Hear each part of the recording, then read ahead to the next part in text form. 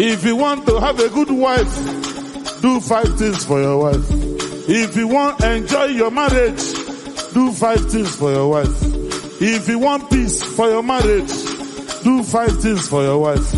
If you want your wife to respect you, do 5 things for your wife. Oh yeah, number 1, always give your wife money. Waiting I talk, always give your wife money. Number 2, don't forget to give her money. Number 3, keep giving her money. Number 4, don't go out without giving her money. Number 5, if the money finish, go and borrow money, because women, they like money. If you don't get money, avoid woman. Woman, clap for yourself. Chineke kwa uno go. Thunder, fire, no. Ayabade bense.